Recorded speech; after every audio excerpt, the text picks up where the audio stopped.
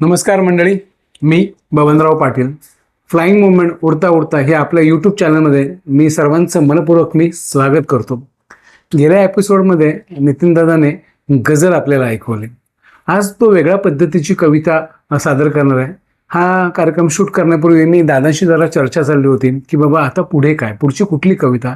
तर दादा अचानक एक वेगळ्या टर्नमध्ये गेला की आजकाल लोकांची नुसती वय वाढतात, पण वया वाढतात ते ठीक आहे, पण त्याच्याबरोबर त्यांच्या ज्या संवेदना आहेत ना त्या आजकाल मरत चाललेल्या आहेत. आणि खरंच सांगतो की आजकाल खरंच लोकांच्या संवेदना मरत चालल्या, की ज्या भावभावना आहेत ना त्या नाही. ह्या कशामुळे? वय वाढल्यामुळे का आणखीन कशामुळे? तर त्या ज्या भावना आहेत त्या दादा त्याच्या कवितामध्ये आपल्याला ऐकवणार आहे. त्यामुळे मी आता दादांकडे मोर्चा वळतो की दादा आज तुमची जी कविता आहे ती तुम्ही सादर करा. नमस्कार, सर्वांचं स्वागत. काय असतं की माणसाचं वय वाढायला लागलं ना की आपोआपच माणसाचं जे अवतीभोवती चालणाऱ्या गोष्टींबद्दलचं कुतूहल असतं. आता लहान बाळ तू बघितलंस तर लहान बाळाला सगळ्याच गोष्टींचं कुतूहल असतं. हे काय आहे, ते काय आहे, आणि ते कुतूहल म्हणजे त्याची संवेदना ते असते ती. बरोबर बरोबर, तो जिवंतपणा असतो. बरोबर.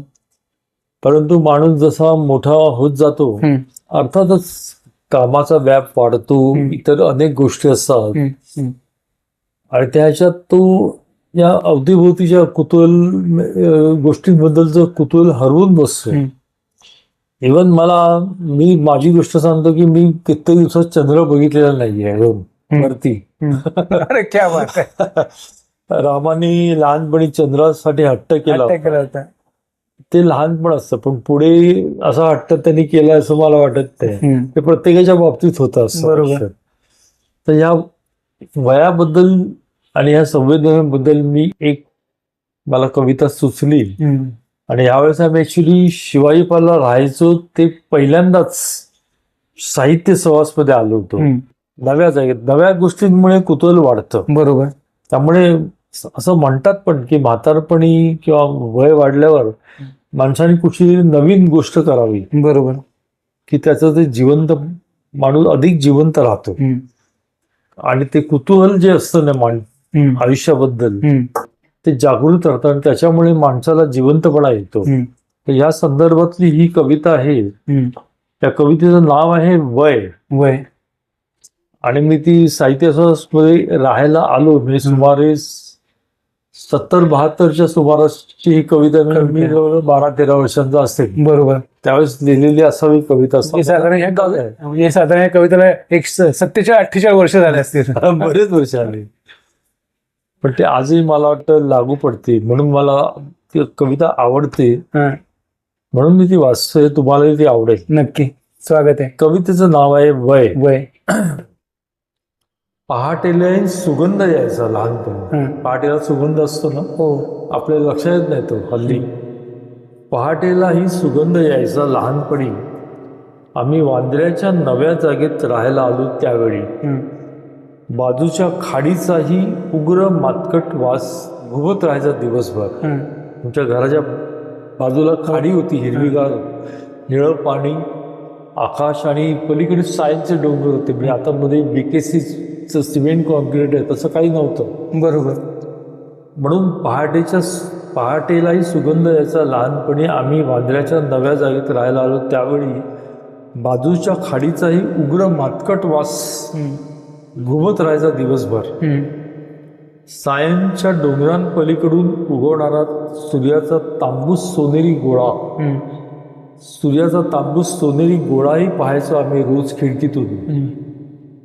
नवी कॉलनी, नवी चेहरी, नव्या ओळखी, संवेदनांनी नव्या सुषुम्ना जागृत व्हायची. सुषुम्ना म्हणजे कुंडलिनीचा प्रकार ते आहे.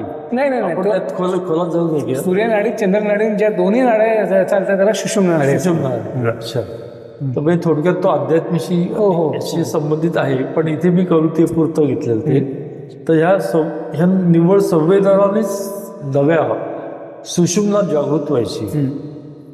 रात्रीच्या अभ्यासाला पिवळ्या दिव्याचा टेबल लॅम्प असायचा. रात्रीच्या अभ्यासाला पिवळ्या दिव्याचा टेबल लॅम्प असायचा. तेव्हा इतिहासातील दिवाणखान्यांची याद यायची. याद हा शब्द मी मुद्दाम वापरलाय कारण इतिहासामध्ये मुघल साम्राज्य वगैरे होतं आणि याद हा थोडासा उर्दू हिंदी असा शब्द आहे म्हणून वापरलाय की तेव्हा इतिहासातील दिवाणखान्यांची याद यायची. लहान वयामुळे खोल्याही प्रचंड वाटायच्या. खिडकीतून येणाऱ्या चंद्रप्रकाशात आम्ही झोपायचो. अलीकडे मनःशांतीसाठी मी योगासनं करू लागलो. मनःशांती हवी ना आता आपल्याला. अलीकडे मनःशांतीसाठी मी योगासनं करू लागलोय.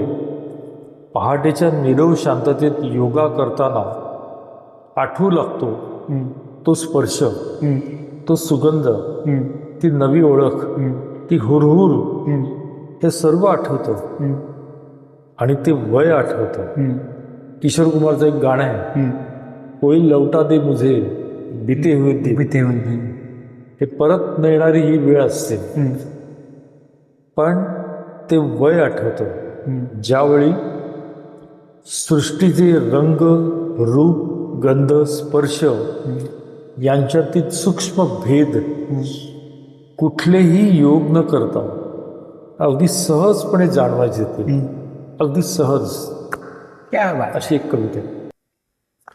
तर ही जी संवेदना आपण हरवू लागतो ह्याच्यातून खरी म्हणजे आपण माणूस आणि जनावर याच्यातला फरक हा जो आहे तो खरा जपत या संवेदनातून. तर ही संवेदना जपली तर माणसातील जिवंतपणा मरेपर्यंत नक्की तुमच्या बरोबर राहतो.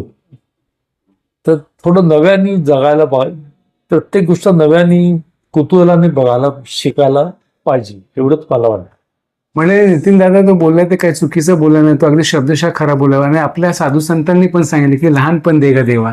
भले तुम्ही वयाने किती मोठे व्हा, पण तुम्ही वयाने किती मोठे झाला पण तुमचं जे आतलं जे बालपण आहे, आतलं जे लहान मुलं ते तसंच जपा. त्यामुळे त्या सगळ्या संवेदना तुमच्या निगडीत राहतील. अप्रतिम कविता दादाने सादर केली. तूर्तता आम्हा दोघांना अनुज्ञा असावी. धन्यवाद.